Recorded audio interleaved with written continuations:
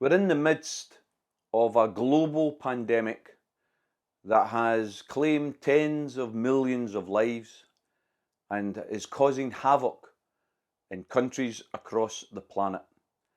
And yet we have rogue nations that are not prepared to join in the international campaign of human solidarity and cooperation to tackle the pandemic and the consequences of the pandemic. It's not made major news, so you probably are not aware of it.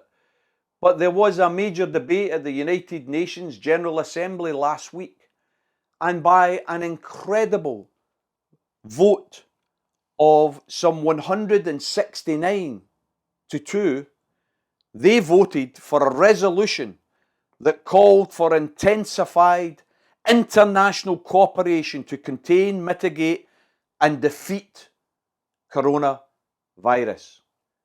The two countries, 169 voted for it, two countries voted against it. The United States of America and Israel. And why did they vote against it?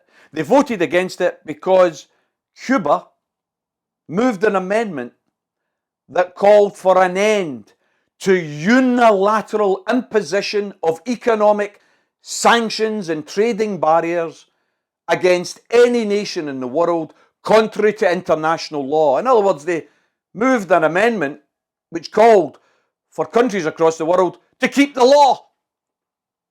Don't introduce unilateral trading sanctions. Don't introduce economic blockades that make it more difficult for individual countries to tackle COVID. That was a very neutral amendment, but it was enough for the US and Israel to say, oh no, we can't support that. Why can't they support that? Because every single day they are rogue nations. They break the law every single day with their unilateral economic and trading sanctions against the likes of Venezuela, Nicaragua, Cuba, Iran. They should hold their heads in shame. They are the rogue nations in our world today.